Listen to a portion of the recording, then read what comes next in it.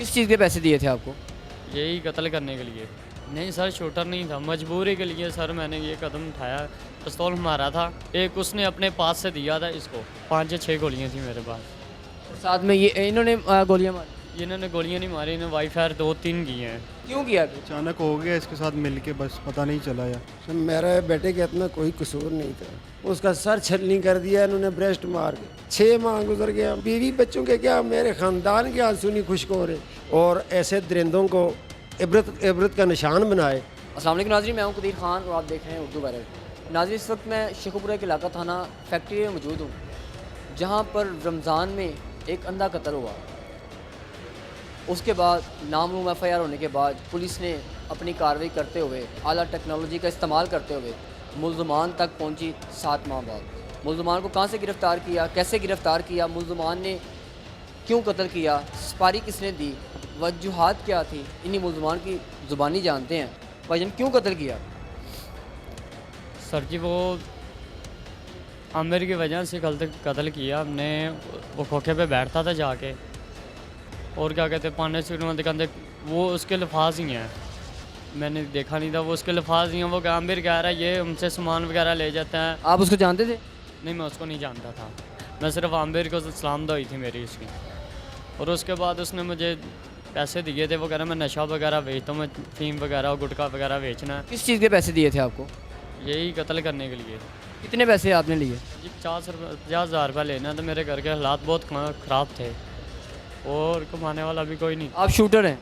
नहीं sir, shooter नहीं था, मजबूरी के लिए सर मैंने ये कदम उठाया। पर लेकिन ये उसने मुझे कुछ नहीं बताया था ये कौन है कौन नहीं है। आपको एडवांस कितने पैसे दिए गए? 500 सर उसने कुछ नहीं दिया। हम हमारी क्या कहते मुलाकात भी होती रही है, 2 बार ही हुई है। जहाँ पे डील होनी थी उसने कहना था पैसे, वो 2 बार मेरे पास आया हमारे घर के नीचे, उधर आया, हमसे बातें करने लगा। मैं मजबूर था, मेरी वालदा हॉस्पिटल थी। फिर उसने मुझे कहा मजबूरी से, उसने कहा मैं गुटखा बेचता हूँ, मैं बहुत ही तंग हूँ उससे। मुझे ये बताएं, पिस्टल कहाँ से आया, गोलियाँ कहाँ से आई हैं? सर जी पिस्टल आया है, एक मेरा दोस्त था उधर, उससे लिया था मैंने। आपने लिया था या उन्होंने लेके दिया? मेरी बात सुने, एक पिस्तौल मारा था, एक उसने अपने पास से दिया था इसको। ये लड़का है ना, दो लोगों ने गोलियां मारी हैं, ब्रेस्ट मारे हैं उसको। जी सर ब्रेस्ट चला। ज़रा भी एहसास नहीं हुआ उसकी जान लेते हुए उसके सर में गोलियां मारी गई? सर तब पता नहीं था। पता चल गया? जो उसके बाद 6-7 माह थे, कहाँ पनाह ली थी, कहाँ डकैतियाँ करते थे, कहाँ ये टाइम गुजारा? डकैतियाँ नहीं करते। अभी भी आप नारवाल से गिरफ्तार हुए हैं, वहाँ भी दौरान डकैती आप गिरफ्तार हुए? सर दुकानें कुछ भी नहीं हुआ, उधर जाके बेहतर जहाँ पे मदई थे वो नहीं आए। जिधर इसको गोली लगी, हमने शादी पे जाना था, हमने फायरिंग की है, हम दोस्त इकट्ठे हुए थे।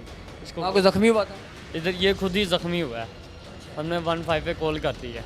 वहाँ करते क्या थे नारवाल में जाकर? कुछ भी नहीं करते, हम अपने गांव में थे, उसके सिर्फ शादी का, दोस्त की शादी थी, हमने इकट्ठे होना था। पहले भी आप गांव से कत्ल करने के लिए पैसों की खातर लाहौर में आए, यहाँ पे शेखुपुरा में आ गए, शेखुपुरा से आके उसको कत्ल किया पैसों की खातर। हम सर लाहौर के ही हैं। फिर बता रहे हैं कि वहाँ पे गांव, अपने गांव वापस चले गए? सर वो गांव है इधर, मैं शेखुपुरे में गांव चला गया था, इधर भाग गए थे हम। जब ये वकूआ हुआ ना, हम भाग गए थे यहाँ से। समझ नहीं आ रही थी ये क्या हो गया क्या नहीं हुआ। पर लेकिन उसने में फिर भी उसके पास मोबाइल में रिकॉर्ड भी है सारा, वो उस खोखे वाले के पास। सिर्फ आपने कितनी गोलियां मारी? 5 या 6 गोलियाँ थी मेरे पास। साथ में ये इन्होंने गोलियां मारी? इन्होंने गोलियाँ नहीं मारी, इन्होंने वाई फायर 2-3 की हैं। इसके पास मेरे समझ लो 5 कदम पीछे था, 5-6 कदम गली में था, गली की नुक्कड़ थी, 5-6 कदम पीछे था। आप मुझे ये बताएं कि आपको कितने पैसों का लालच दिया गया था, आपको क्या बताया गया था, कितने पैसे आपको दिए जाएंगे? मुझे कोई लालच नहीं दिया गया था, वो इसने बात की थी, ये अभी मुझे इसने यहाँ अंदर आके बताया था। मुझे जब कोई लालच नहीं होगा तो मैं ऐसे जाके गोलियां चलानी शुरू कर दूंगा। आपको जो पिस्टल मिला वो किसने दिया? वो उसी ने दिया था, आमिर ने।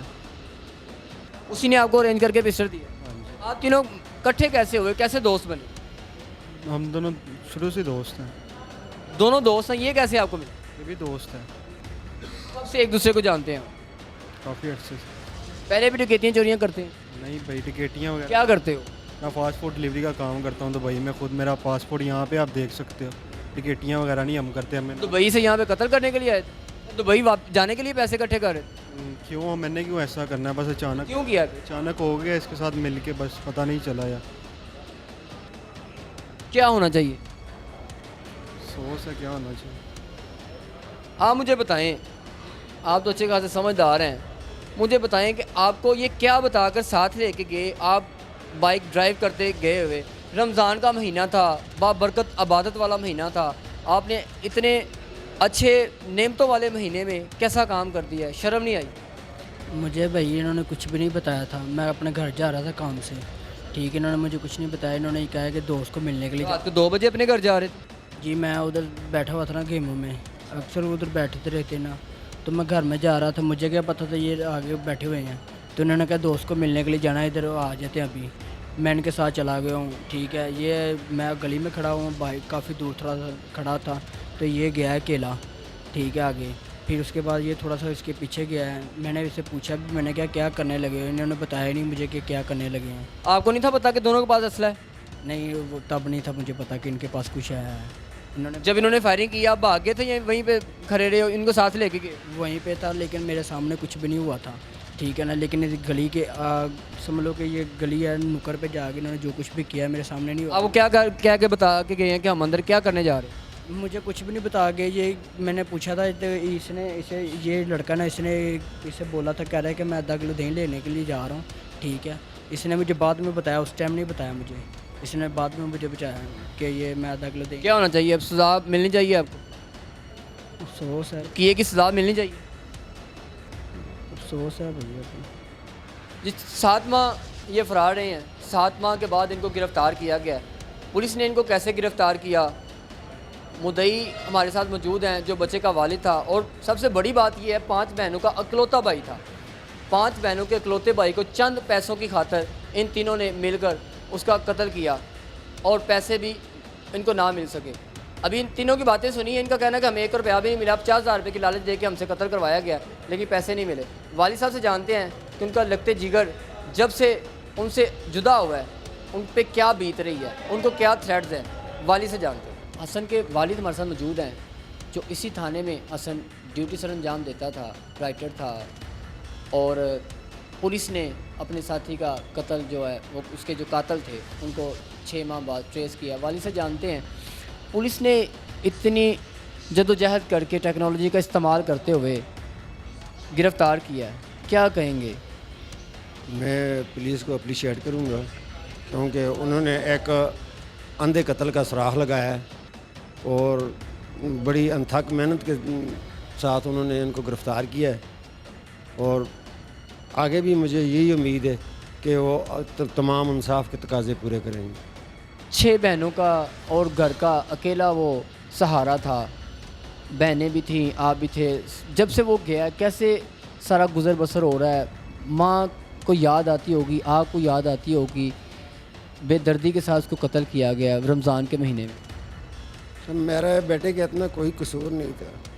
जिस तरीके से उसको कत्ल किया गया, उसका सर छलनी कर दिया इन्होंने ब्रेस्ट मार के। और घर के हालात क्या देखें आप? हमारे घर किसी टाइम आप घर का विज़िट करें, हमारे बच्चों से, मेरी बीवी से, इस चीज़ को देखें। वो तो मर रहे हैं रोज़, हम लोग रोज़ मर रहे हैं। और हमारे 6 माह गुजर गए, हमारे ख़ानदान, मेरी बीवी बच्चों के क्या, मेरे ख़ानदान के आंसू नहीं खुश्क हो रहे।